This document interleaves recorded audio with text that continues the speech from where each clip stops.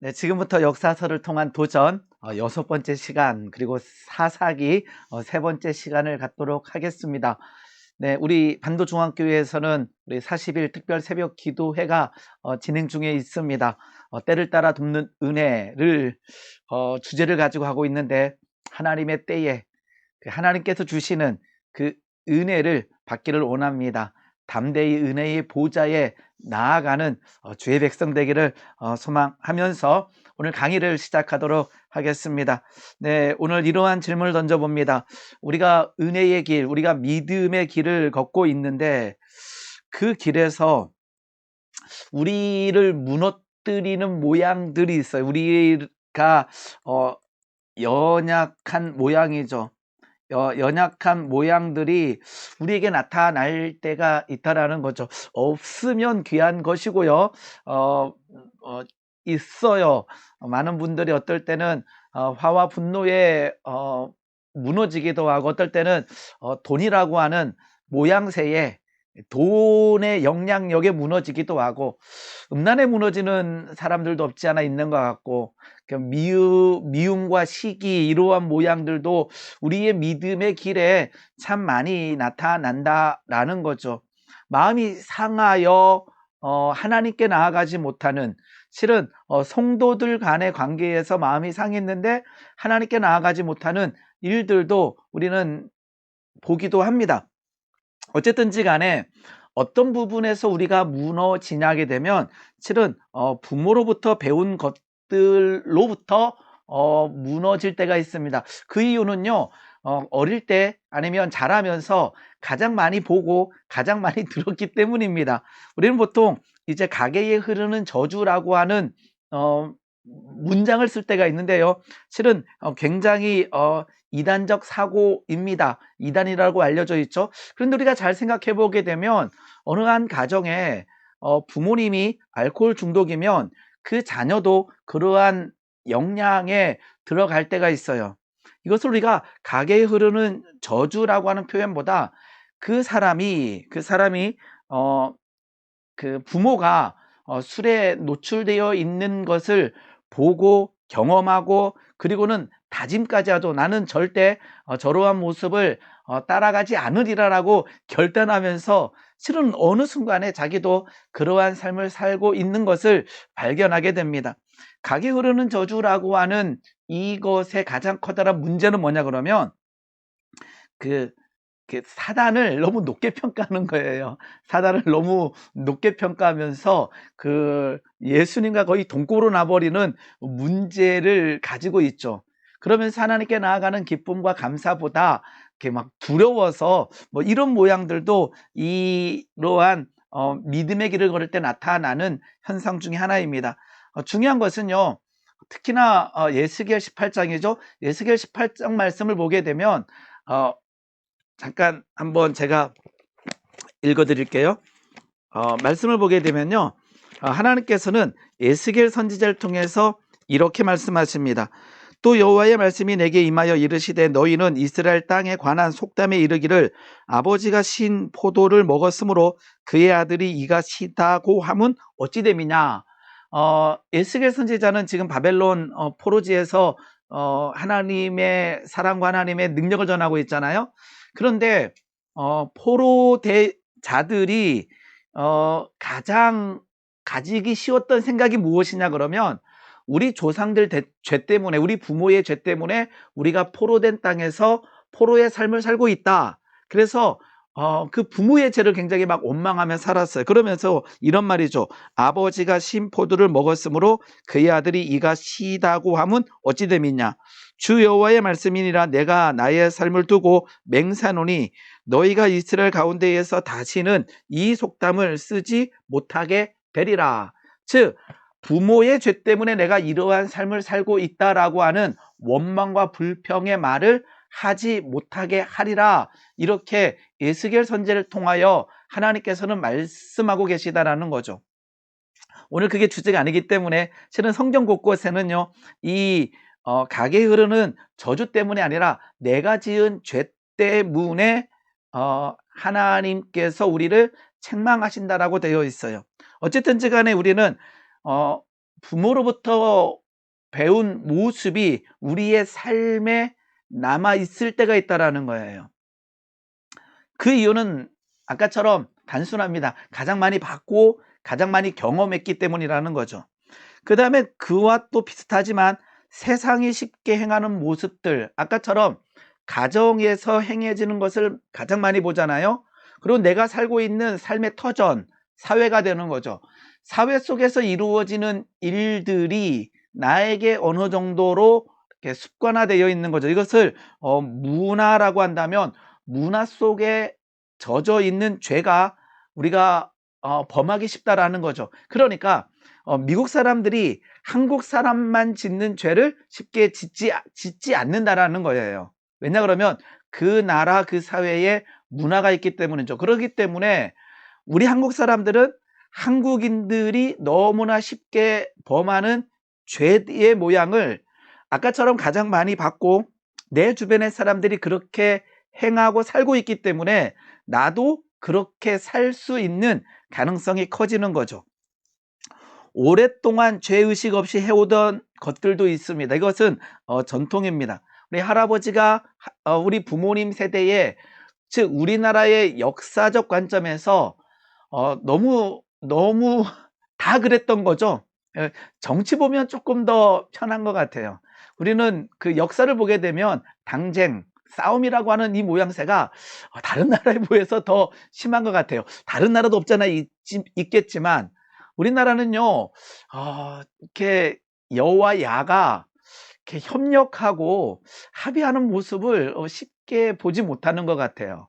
그래서 아직 성공한 대통령, 이 말은 뭐냐면 잘했다 못했다를 떠나가지고 반대쪽에서 인정받는 대통령이 쉽게 나오지 않는 것 같아요.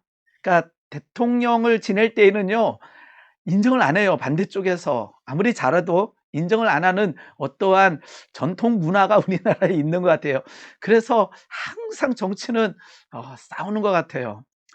실은 정치를 통해서 세상이 참 많이 변화되는데 우리가 깨어 있어야 되는데, 이 말은 뭐냐 그러면 정치인들은요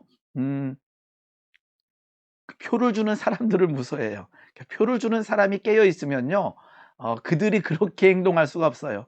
우리도 막무가내로 여를 좋아하고 막무가내로 야를 좋아하게 되면요 그냥 비판 의식 없이 나는 이 지역 사람이니까 나는 여기를 뽑겠다라고 생각해 버리면요 정치인들은 국민을 두려워한 것이 아니라요 당연히 내가 잘하든 못하든 뭐 이런 식의 생각을 할 것 같아요. 어쨌든지 간에 우리나라 전통 속에는 그러한 모습들이 없지 않아 있는 것 같아요. 나를 즐겁게 하는 것들, 이렇게 보암직하고 먹음직하고 지혜롭게 할 만큼 탐스러운 그런 모양들이 실은 내 주변에 참 많이 던져져 있거든요.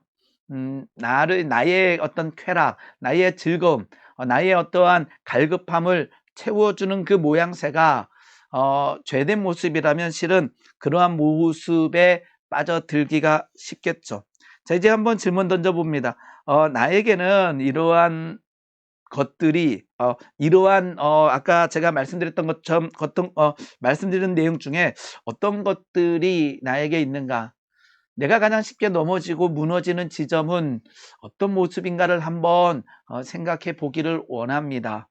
왜냐 그러면 그 모양이 사단이 데이터를 갖고 있어서 우리를 조롱하고 정죄하고 멸시하기에 굉장히 좋은 내용들이라는 거죠.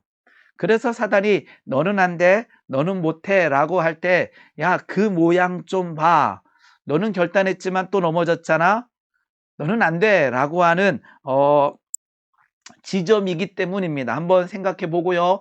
그것을 예수 그리스도의 이름으로 끊어내는, 하나님께서는 우리에게 인내할 수 있는 의지를 주셨고요. 그리고는 우리의 힘과 우리의 능이 아니라 예수 그리스도의 이름과 성령의 놀라운 능력으로 이길 수 있는 상황들을 만들어 주셨다라고 저는 믿습니다. 그래서 찾아내고 승리하기를 소망해 봅니다. 성경을 보게 되면 이러한 믿음의 길, 은혜의 길에서요 많은 믿음의 우리 선조들이 무너졌어요. 사울도 무너진 지점이 있었고요. 아말렉과의 전쟁에서 다 멸하라 그랬는데 그러하지 못하는 불순종하는 모양들. 성경을 잘 읽어보게 되면 사울에게는 남을 의식하는 눈, 자기가 높아지고 싶은 마음들이 없잖아 있었던 것 같아요. 다윗도 예루살렘에서 전쟁 때 남아있다가 저녁 때 일어나 옥상을 거닐다가 밧세바를 범하는 엄청난 실수를 하게 되죠. 솔로몬도 하나님의 놀라운 능력과 은혜를 만끽한 이후에 하나님의 성전을 정말로 은혜 가운데 봉헌한 이후에 그는 그 수도 없이 많은 그 이방인 여인들과 정략 결혼을 하게 되고, 그리고 그들이 가지고 있는 우상을 섬기게 되는 모양새에 빠지게 되죠. 아브라함도 막 두려움에 빠져서 아내를 누이라는 일들, 이삭도 닮았고, 야곱도 자신의 어떤 연약함에서 출발했지만 이 두려움이라고 하는 것이 그의 어떠한 그 믿음의 길에 참 어렵게 했던 모양들이 나타나 있습니다. 실은 우리에게 있다라는 거죠. 우리에게 수도 없이 많은 모양에서 연약함, 그 말은 뭐냐면 내가 하나님의 은혜로 승리한 이후에 넘어지게 만들 수 있는 어떠한 모양들이 우리의 삶의 모양에 도사리고 있다라는 거예요. 그것을 발견하고 깨지 않으면요, 우리가 복을 누린 이후에 그것으로 인해서 올무가 될 수 있다라는 것입니다. 우리 모두는 연약한 자입니다. 그러나 그 연약함에 성령의 기름이 부어지고 하나님의 은혜가 임한다면 연약함이 변하여 강함이 될 줄 믿습니다. 우리를 연약하게 하는 그것을 발견했다면 숨기는 것이 아니라 하나님 앞에 나아가 탄식하며 승리하는 주의 백성 되기를 원합니다. 자, 우리 사사기 배우고 있는데요. 우리 12명, 보통 12명이라고 합니다. 지난번에 우리가 우리 온니엘과 예훗과 드보라를 배웠고요. 왼손잡이 예훗, 그리고 여선지자 드보라, 기억나시나요? 다볼산에서 내려가서 철병거 900대가 기다리고 있는 그 시스라 군대와 전쟁을 해서 이겼던 그 은혜들. 오늘은 이제 기드온을 잠깐 보려고 합니다. 실은 기드온 입다 삼손까지 한번 해보려고 그랬는데요. 처음에는 이렇게 해서 노란 게 쳐져 있네요. 그런데 아마 기드온만 할 것 같습니다. 네, 한번 오늘 기드온에 대해서 배워보도록 하겠습니다. 우리가 많이 들었기 때문에 어렵지는 않을 것 같습니다.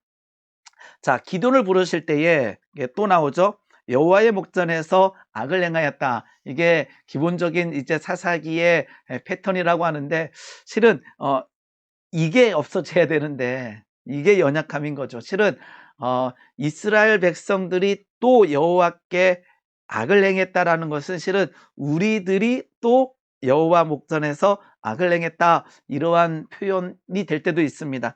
이제 7년 동안 미디안의 손에 넘겨주게 됩니다. 그래서 미디안의 손이 이스라엘을 이긴지라.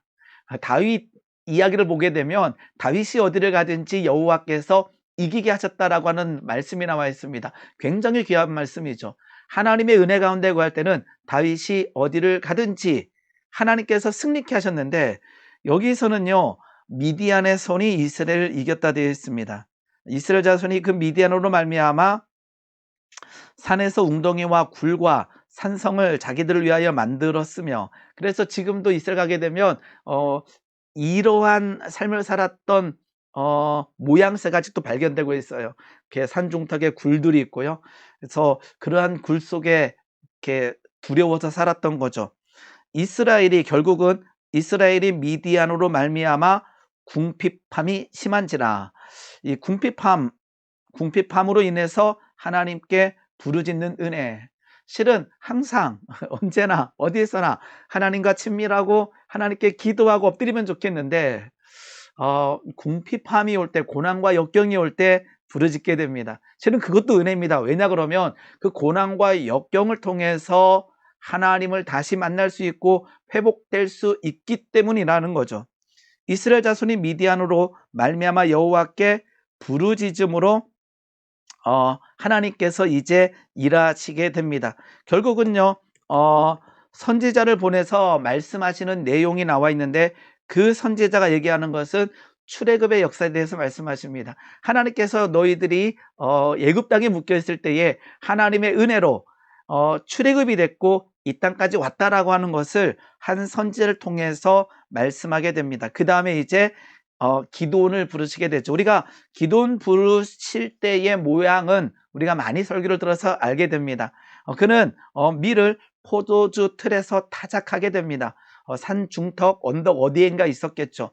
중요한 것은 이렇게 평지에 사는 것이 아니라 이렇게 약간 이렇게 구덩이라 생각하면 돼요. 이렇게 밑에 들어가 있는 그 속에서 포도주 틀에서 밀을 타작하고 있는 거예요. 아까처럼 당연히 미디안이 와서 밀을 빼앗아 갈까봐 두려워서 걱정이 돼서 산 중턱 어디에 있는 포도주 틀에서 밀을 타작하고 있는 기드온 이스라엘 백성들의 모습이 그려 있습니다.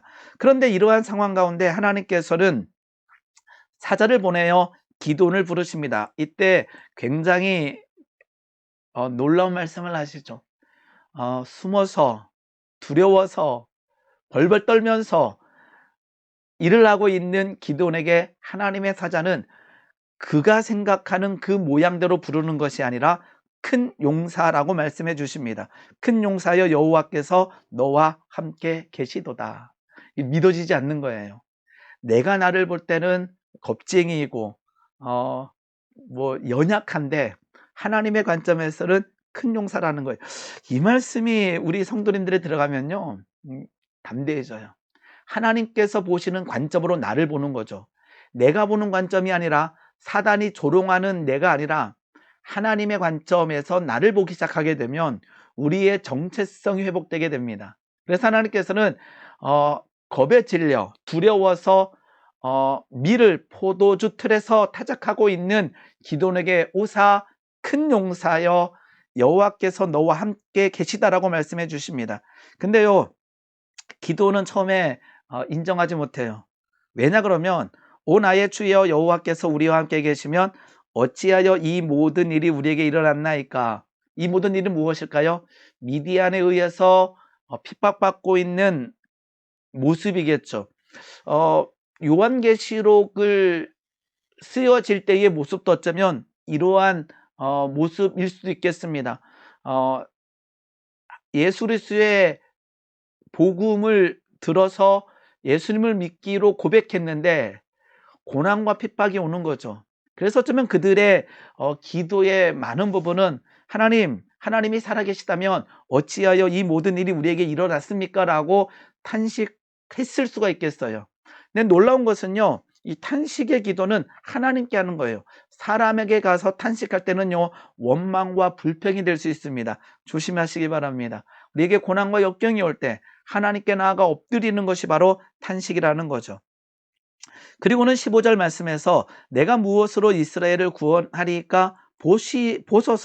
보소서 나는 므낫세 중에 극히 약하고 나는 내 아버지 집에서 가장 작은 자, 약한 자, 작은 자가 뭡니까? 기드온이 보는 기드온이에요.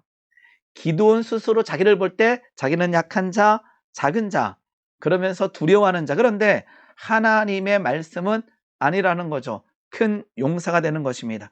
그러면서 굉장히 중요한 말씀을 하십니다. 내가 반드시 너와 함께 있으리라. 너 약하다고 생각하니? 너 작다고 생각하니? 아니야, 너는 큰 용사야. 더불어 내가 너와 함께 하겠다라는 거예요. 이것은 모세 때도 말씀하십니다. 모세가 하나님의 부르심에 내가 누구간데 바로에게 가며 내가 누구간데 애굽 땅에 가서 이스라엘 백성들을 구해냅니까? 라는 질문에 하나님께서 넌 모세다 라고 대답하지 않고 내가 너와 항상 함께 하겠다라고 말씀하십니다. 예레미야도 나는 아이라 말할 줄 모릅니다 라고 얘기할 때 하나님께서 내가 너와 함께 하겠다라고 말씀하십니다. 우리가 누리는 은혜 중에 가장 큰 은혜는요, 하나님이 오늘 나와 함께 하심을 믿는 거죠. 내 상황이 어떤지 간에 하나님께서 오늘도 나와 함께 하심을 믿을 때에 담대함이 생길 줄 믿습니다. 그러한 이제 기드온에게 하나님의 첫 번째 명령은 미션은 아버지에게 있는 바알의 제단을 헐며 아세라 상을 찍어라. 자, 여기 이제 아버지가 있어요. 실은 나중에 기드온을 얘기할 때 굉장히 중요한 내용 중에 하나입니다. 그러니까 아버지가 있는데요. 요아스, 기드온의 아버지 이름은 요아스인데요. 아버지에게 있는 뭐가 있어요? 바알의 제단이 있다라는. 그러니까 기드온을 부르시는 그 상황에 그 가정은 어떠했냐면 바알의 제단이 있고 아세라 상이 누구에게? 아버지에게 있다라는 거예요. 그러니까 기드온은 그 집에서 바알의 신상과 제단과 아세라 상을 봤다라는 거예요. 이해되셨죠? 그럼에도 불구하고 하나님을 알고 있었어요. 아까처럼 하나님의 사자가 와서 큰 용사다라고 했을 때에 하나님이 살아계시면 왜 우리에게 이러한 일이 일어납니까? 라고 질문하는 것은 하나님을 믿었다라는 거죠. 그런데 그 가정에는 바알의 제단이 있었고 아세라상이 있었습니다. 기드온의 아버지의 이름은요 요아스고요. 그 집에 바알의 제단이 있었어요. 그런데 재밌는 것이 요아스의 이름의 뜻은 여호와의 불이에요. 그러니까 그 기드온의 아버지의 그 신앙의 모습을 알겠죠. 할아버지는 잘 믿었을 것 같아요. 그러면서 그러니까 요아스가 태어날 때 여호와의 불 이렇게 지어졌는데 그 불을 딴 데 가서 쓰고 있는 거예요. 누구를 위해서? 바알의 제단을 섬기고 있다라는 거죠. 그런데 항상 제가 말씀드리잖아요. 우상은 우상이 아니라 바로 뭐다? 나다라는 거예요. 그러니까 우상을 섬긴다라는 것은 실은 나를 섬긴 나의 어떠한 목적을 위해서 우상과 일치시켜서 살아가고 있는 거죠. 그러니까 이 요아스의 삶은 하나님을 위한 삶이 아니라 바알을 위한 삶, 나를 위한 삶이 되는 거죠. 아까 첫 번째 질문 던졌던 이유가 여기 있습니다. 기드온은 무엇을 보고 자랐는가요? 아버지가 만들어 놓은 바알의 제단, 그리고는 아세라 상, 이것을 너무 쉽게 보고 경험했다라는 것입니다. 그렇다면 기드온을 넘어뜨릴 수 있는 모양이 어쩌면 여기에서 나올 수 있다라는 거죠. 나중에 보면 알겠습니다. 그리고요, 이거는 개인의 제단이 아니라 성읍을 위한 제단이라는 느낌이 듭니다. 왜냐 그러면요, 이제 결국은 그래도 기드온이 밤에 가서 그 제단을 다 헐어버리거든요. 그런데 그때에 성읍의 사람들이 와서 난리를 치는 거예요. 이게 개인 신상이었다면 그냥 그 집 일이니까 라고 했겠지만 그러지 않았다라는 거죠. 즉 요아스는 바알의 제사장 역할 그 동네에서 했을 수도 있겠다라는 생각이 듭니다. 어쨌든지 간에 기드온이 해야 될 일은 하나님께서 그 성읍 사람들에게 원하는 것은 바알의 제단을 헐고 아세라를 찍어버리고 온전한 제사를 드리기를 하나님께서는 원하시고 계시다라는 거예요. 그래서 그러한 명령을 하게 되죠. 즉 하나님의 명령은 온전한 제사를 드리기를 원하십니다. 그 명령을 받은 기드온이요, 아버지의 가문과 아버지의 어떤 형제들과 이거를 두려워해요. 그 성읍 사람들. 그래서 그 바알의 제단과 아세라 상은 그 가정을 위한 것이 아니라 그 성읍 사람들 모두 거기 와서 우상을 숭배하고 있었다라는 가정을 하게 됩니다. 두려워 이를 감히 낮에 하지 못하고 밤에 행했어요. 순종했습니다. 그런데 그 모습을 보고 성읍의 사람들이 분노하게 되죠. 그런데 이 분노한 사람들이 누구입니까? 결국은 므낫세 지파 사람들이라는 거예요. 하나님의 은혜를 받았던, 하나님을 알았던 그들이 지금 바알의 제단과 아세라 상이 찍힌 것을 보고 분노하고 있다라는 거예요. 그냥 이방인들이 아니라 므낫세 지파 사람들이. 그리고 그들은 지금 미디안의 압제를 받고 있어요. 그런데 그렇다면 이것을 깨달아야 됨에도 불구하고 깨닫지를 못하는 거죠. 미디안의 압제 속에 두려워하고 벌벌 떨고 있음에도 불구하고 계속 그들은 바알을 깨지 못하고 섬기고 있다라는 것입니다. 즉 하나님께서 원하시는 것은 뭐예요? 반드시 해결해야 되는 문제는 그들이 섬기고 있는 바알, 즉 바알을 뭐하고요? 바알을 깨고 온전히 하나님을 섬겨라라고 하는 하나님의 뜻을 아직도 발견하지 못하는 거예요. 즉 그들을 괴롭히고 있는 미디안이 적이 아니라 실은 바알을 섬기고 있는 그들 자신이 적이 된다라는 것입니다. 바알을 섬긴다라는 것은 뭐예요? 나를 섬기고 있다라는 거죠. 그러면서 이제 기드온은 여룻바알이라고 하는 이름을 갖게 됩니다. 바알과 다투는 자라는 의미입니다. 자, 그럼에도 불구하고 여전히 연약한 기드온의 모습은 성경에 기록되어 있습니다. 이 모습은 우리가 많이 알고 있는 내용입니다. 과연 내가 할 수 있을까라고 하는 질문을 기드온은 계속 던지게 되죠. 그러면서 하나님 앞에 요청하게 됩니다. 아침 이슬이 양털에게만 있고 주변에 없게 하여 주시옵소서. 하나님께서 들어주십니다. 다시 한 번 더 하나님 앞에 체킹합니다. 하나님, 이번에는 아침 이슬이 땅에만 있고 양털만 말라있게 해주십시오. 하나님께서 응답해 주십니다.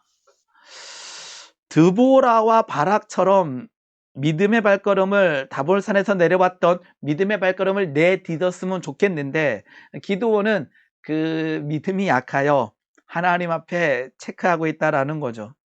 나중에 점점 우리가 사사기를 읽다 보게 되면 아까처럼 하나님께서는 계속 사사를 세워주시는데, 그 사사들의 믿음의 모양은 점점 약간 그 아래로 향하는 느낌이 듭니다. 아까처럼 드보라와 바락은 다볼산에서 내려와라 하나님의 말씀이 딱 내리자마자 그들은 내려와서 밑에 있는 시스라 군대, 철병거 900대가 있는 그곳에서 전쟁하여 하나님께서 이기게 하시는 그 놀라운 능력을 맛보게 되죠. 실은 기드온도 하나님의 은혜를 맛본 거죠. 왜냐 그러면 요청한 것을 하나님께서 들어주셨으니까.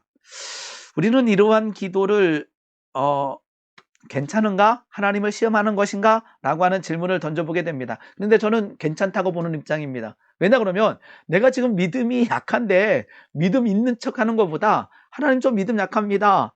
하나님의 말씀을 따라 가고 싶은데 내 믿음이 약하여 갈 수 없습니다. 하나님 보여주세요. 하나님 보여주세요. 근데 항상 여기서만 머무르면 안 되겠죠. 항상 보여주세요가 아니라 하나님이 보여줬으면 이제는 일어나서 가야 되겠죠. 그래서 신앙의 초창기에는요, 이러한 기도가요, 저는 나쁘다고 보지 않아요. 어떤 그 신학자들은 야, 믿음도 없이 이렇게 하나님을 시험해도 되나? 라고 얘기하지만 저는 괜찮다고 봅니다. 왜냐 그러면 저도 이러한 때가 있었기 때문에. 제가 교사의 길을 걸을 때 하나님 앞에 참 많은 것들을 보여달라 했었고, 하나님께서 보여주셨고, 그 가운데 저의 믿음이 성장해 나갔기 때문에 저는 문제없다고 봐요. 가식적인 것보다 하나님, 내가 믿음이 없어, 하나님의 일하심을 보고 내 발길을 내딛고 싶습니다라고 할 때 하나님께서는요, 기드온처럼 허락하여 주실 줄 믿습니다.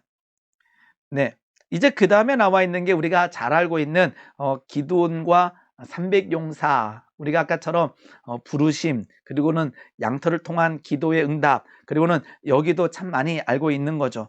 이제 하롯셈 곁에 진을 치게 되는데 첫 번째 모였던 군대의 숫자는 32,000명이었습니다. 미디안의 군대는 모래산 앞에 있는데 13만 5천이었습니다. 이래도 실은 겁먹을 수밖에 없죠. 그런데 하나님께서 승리케 하신다라는 거죠. 그런데 이 상황에서 이기면 교만해질 수밖에 없잖아요. 내가 그래도 이만한 힘이 있고, 이제 한 5대1 되나요? 5대1 정도 되죠. 3만과 13이니까 아직 5대1은 정확히는 안 되겠네요.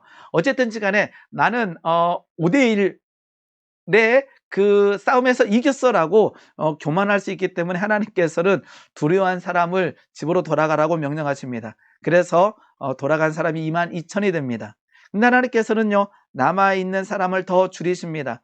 하나님께서는 물가에 데려가서서 손으로 움켜 입을 대고 핥는 사람만 남으라 했는데 그것이 바로 300명이 됩니다. 그래서 우리는 기드온과 300용사라고 하는 표현을 많이 쓰게 되죠. 고대 성수학자의 글을 읽어보게 되면 아마 이 물을 한 손에는 창을 잡고 한 손으로 물을 마시는 사람이라고 해석하고 있습니다. 이 말은 뭐예요? 전쟁 가운데 그 상황 가운데 물이 와서 은혜가 왔는데 항상 주변을 경계하고 있는 사람이 바로 300명이라는 거죠. 우리도 이러한 은혜가 있기 원합니다. 왜냐 그러면 우는 사자처럼 삼킬차를 찾고 있잖아요. 더러운 악한 마귀 녀석들은 우리가 항상 은혜 가운데 있지만 경계하는 거죠. 깨어 있어 기도하며 나아갈 수 있기를 소망하여 봅니다. 그 전쟁은요, 칼이 아니라 횃불과 빙항아리, 그리고는 나팔을 준비하게 되죠. 횃불을 빙항아리에 숨기게 되고 깨게 되고 나팔을 불 때에 하나님께서 승리하게 되십니다. 하나님께서 일하셨다라는 거죠. 우리가 여리고성 전쟁에서 보듯이 하나님께서 하셨고 전쟁은 하나님께 있음을 고백할 수 있는 기드온의 전쟁이라고 생각합니다. 전쟁 이야기를 잠깐 읽어볼게요. 300명이 이제 남아있는 300명이 세대로 나누어 각 손에는 나팔과 빙 항아리를 들었고 항아리 안에는 횃불을 감추게 하고 그들에게 이르되 너희는 나만 보고 내가 하는 대로 하되 내가 그 진영 근처에 이르러서 내가 하는 대로 너희도 그리하여 나와 나를 따르는 자가 다 나팔을 불거든. 이제 나팔 소리가 날 때에 너희도 모든 진영 주위에서 나팔을 불며 이르기를 여호와를 위하라 기드온을 위하라 하라 하니라. 기드온이 그와 함께 한 100명이 이경초에 진영 근처에 이른즉 바로 파수꾼들을 교대한 때라. 그들이 나팔을 불며 손에 가졌던 항아리를 부수니라. 이때 하나님께서 이기게 하시고 승리케 하여 주십니다. 이게 우리가 잘 아는 기드온의 전쟁이죠. 자, 이제 우리가 잘 보지 않는 내용들이 이 기드온 전쟁, 기드온이 행했던 전쟁 이후에 기록되어 있습니다. 실은요, 어떤 내용이냐 그러면 아까 전쟁에 나갔던 지파는요, 즉 미디안과 싸웠던 지파는 므낫셋, 아셀, 스볼론, 납달리 4개 지파입니다. 에브라임이 그 이후에 참전하게 되는데요, 살짝 싸울 뻔해요. 왜 우리를 부르지 않았느냐라고 하는 얘기를 하게 되죠. 그런데 이 이야기는요, 기드온의 칭찬으로 이렇게 마무리되게 됩니다. 우리보다, 전쟁을 하는 우리보다 너희들이 더 강하다, 대단하다라고 하면서 좀 마무리 짓게 되지요.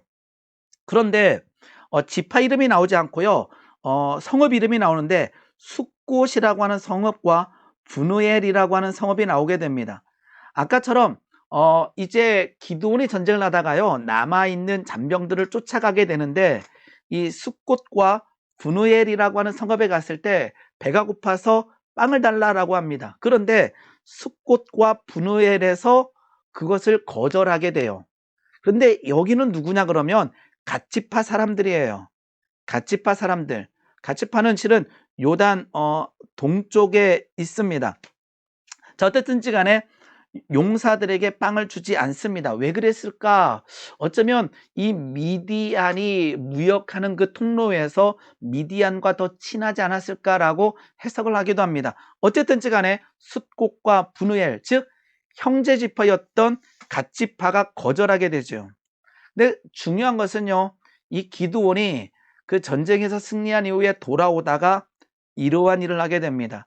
망대를 허물어 버리고 어디를요? 숫곳과 브누엘의 망대를 허물고 그 성읍 사람들 가운데 책임져야 할 사람들을 죽이게 되는 거죠. 그러니까 하나님께서 전쟁에서 승리케 하여 주셨는데 이 에브라임과 살짝 갈등이 일어날까 하다가 그래도 일어나진 않습니다. 그런데 이 갓지파, 즉 숫곳과 브누엘과의 갈등이 일어나게 되고 그 성읍, 즉 자기의 이스라엘 동족이죠. 거기에 망대를 허물고 그 성읍 사람 가운데 책임져야 될 사람들을 죽이는 일이 사사기 8장에 기록되어 있습니다. 아까처럼 기드온의 전쟁, 300용사와의 전쟁에서 승리한 이후에 요 뒤에 얘기들을 조금 이렇게 잘 얘기하지 않을 때가 있어요. 한번 8장 16, 17절 보게 되면 그 성읍 장로들을 붙잡아 들과시와 찔레로 숫곳 사람들을 징벌하고 나오죠. 징벌하고 분우엘 망대를 헐며 그 성읍 사람들을 죽이니라, 이렇게 돼 있는 거죠. 그런데 아까처럼 이 숫곳과 분우엘은 갓지파라는 거예요. 지금 미디안과 전쟁에서 하나님께서 승리케 해주셨는데 그 승리 이후에 갓지파의 성읍들에게서 문제가 발생하고 있는 거예요. 품지 못하고 이러한 일들이 실은 기드온의 전쟁 이후에 일어나게 됩니다. 다시 한번 성경 읽을 때 보시면 됩니다. 자, 공동체 안에서 벌어진 사사시대의 모습들을 우리가 알 수 있다라는 거죠. 승리하고 기뻐하고 하나님을 찬양하고 경배하고 모든 지파들이 모여서 하나님께 나아가는 것이 아니라 전쟁을 참가한 지파도 숫자가 적을 뿐만 아니라 갓지파와의 어떤 갈등들이 일어나고 있는 모습들이 보여진다라는 것입니다. 자, 결국 한번 기드온의 모습을 보겠습니다. 이제 기드온 마지막에 보게 되면요, 그때 이스라엘 사람들이 왜냐 그러면 그 미디안의 그 핍박에서 이기게 해주셨잖아요. 그래서 기드온에게 이르되, 굉장히 실은 중요한 내용입니다. 당신이 우리를 미디안 손에서 구원하였으니 당신과 당신의 아들과 당신의 손자가 우리를 다스리소서. 그러니까 이스라엘 백성들이 가서 우리가 미디안 손에서 노임받았으니까 당신과 당신의 아들, 손자가 우리를 이제 다스리소서라고 부탁하는 겁니다. 그런데 기드온이 그들에게 이르되 내가 너희를 다스리지 아니하겠다. 나의 아들도 다스리지 아니할 것이다. 여호와께서 너희를 다스리라. 굉장히 싫은 믿음의 고백이잖아요. 나 너희를 다스리지 않을 거야. 난 왕이 아니야. 우리 자녀도 너희를 다스리지 않을 거야. 굉장히 믿음의 고백이 있습니다. 여호와께서 너희를 다스리리라. 그런데 여기까지만 하면요, 굉장히 귀한데요, 기드온이 무너지기 시작합니다. 기드온이 또 그들에게 이르되 내가 너에게 요청할 것이 있으니 너희는 각기 탈취한 귀걸이를 가져오라 그래요. 하나님을 위하는 것 같지만 귀걸이를 가져오라 그러면서요, 이는 그들이 이스마엘 사람이므로 금 귀걸이가 있었음이라. 무리가 대답하되 우리가 즐거이 드리리이다 하고 겉옷을 펴고 각기 탈취한 귀걸이를 그들 가운데 던지니 기드온이 그 금으로 에봇 하나를 만들어 자기의 성읍 오브라에 두었더니 온 이스라엘이 그것을 음란하게 위함으로 그것이 기드온과 그의 집에 올무가 되니라.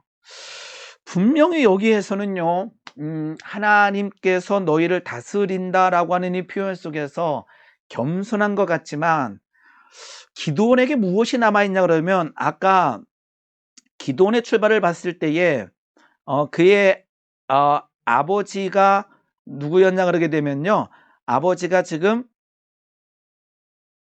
어디 갔었죠? 네, 요아스 집에 뭐가 있었죠? 바알의 제단과 아세라 신상이 있었잖아요. 그런데 이게 남아있는 것 같아요. 그 아버지가 바알의 제단과 아세라를 섬기면서 벌었던 그 재정적 어떤 충족을 지금 여기에서 기드온이 벗어나지 못하고 예봇을 만들어 다시 바알을 섬기는 모양들이 나타나고 있다는 거예요. 이 말은 무엇이냐 그러면요, 기드온이 이제 한계를 나타내게 됩니다. 자, 정리하겠습니다. 기드온은 하나님께서 부르셔서 큰 용사로 부르셨고 여룹바벨 그리고는 300 용사, 그런 전쟁에서 승리하게 됩니다. 그런데 아까 전쟁할 때 여호와를 위하라, 기드온을 위하라라고 하는 표현을 쓰죠. 굉장히 실은 빼도 될 것 같지만 기드온 자기 이름이 들어가고 있습니다. 책 한번 해시고요. 그 다음에 아까 얘기 나왔던 것처럼 숫꽃과 브누엘 갓지파를 보복하게 됩니다. 섬기지 못하고 품지 못하고 보복하게 되죠. 사적인 복수가 나타나게 됩니다. 그 다음에 혼합주의, 결국은 예봇을 만들어서 하나님과 바알을 섬기는, 즉 자기를 위한 예봇을 제작하게 되고요. 아까처럼 하나님만 바라봐야 되는데 그러지 못하고 거기에서 뭔가 돈을 벌었지 않았나 생각해 보게 됩니다. 즉 바알이 나타나고 있다는 거예요. 제가 이제 처음에 던졌던 질문의 의도를 아실런지요? 기드온이 어릴 때 봐왔던 것은 그 아버지가 섬겼던 바알의 제단, 그리고는 그러한 모습들이었다라는 거죠. 그것이 실은 기드온에게 깨지지 않고 남아 있었기 때문에 하나님께서 승리케 하신 이후에 그 모습들이 나타났다라고 볼 수 있습니다. 결국은 많은 첩과 부인이 아니에요, 첩이에요. 이스라엘 백성에게서 부인이 많았다라는 것과 첩이 들어갔다라는 것은 느낌이 다릅니다. 부인이 많다라는 것은 이스라엘 사람들 중에서 부인이 많았다라는 거고요. 첩이라고 하는 것은 하나님이 원치 않았던 어떠한 여인들을 데려왔다라는 것입니다. 그래서 첩과 70명의 아들이 있게 됩니다. 기드온의 아내가 많음으로 그의 몸에서 낳은 아들이 70명이었고 세겜에 있는 첩도 아들을 낳았으므로 그 이름이 아비멜렉이라 하였더라. 아마 다음 주에 한번 볼 것 같습니다. 이러한 일들이 누구에게, 그 하나님이 부르셨고 사용했던 기드온에게 일어나고 있다라는 거예요. 기도를 공부할 때요, 굉장히 중요한 내용들이 있습니다. 아까처럼 하나님의 부르심, 하나님의 일하심, 하나님의 역사가 나타났지만 그 시대와 그 가정의 연약함들을 극복하지 못한 기도의 모습이 성경에는 정확하게 기록되어 있다라는 것입니다. 조심할 게 하나가 있습니다. 기도를 무시하는 게 아닙니다. 제가 예전에 솔로몬 설교할 때도 그랬는데요. 솔로몬의 연약함이 나타나잖아요. 그때 솔로몬이 연약하다 이것을 보는 것이 아니라 그 연약한 그 기드온과 그 솔로몬과 그 무너지는 연약한 자들을 사용하셔서 일하시는 하나님을 바라볼 수 있어야 되는 거예요. 그럼에도 불구하고 사용하시는 하나님의 은혜, 그러면요 우리를 사용하시는 하나님의 은혜를 볼 수 있어요. 여전히 우리는 기드온처럼요, 우리가 가진 연약함에 오늘도 넘어지고 쓰러질 때가 있습니다. 그런데요, 하나님께서는 그러한 연약한 자를 통하여 일하시고 승리케 하시고 역사하신다라는 거예요. 중요한 것은 그 승리 이후에 내가 잘나서 이게 아니라 내가 가지고 있는 수도 없이 많은 잘못된 그 세계관들을 깨며 성화되어 나가는 것이 하나님의 뜻인 줄 믿습니다. 오늘 이 모습을 보면서 붙들어 주시는 하나님, 함께 하시는 하나님, 연약한 우리를 통하여 일하시는 하나님의 은혜, 그리고는 내가 가지고 있는 그 연약함, 무너짐의 모양들을 발견하고 끊어내는 은혜가 있기를 소망합니다. 네, 오늘 여기까지 하도록 하겠습니다. 애쓰셨습니다. 감사합니다.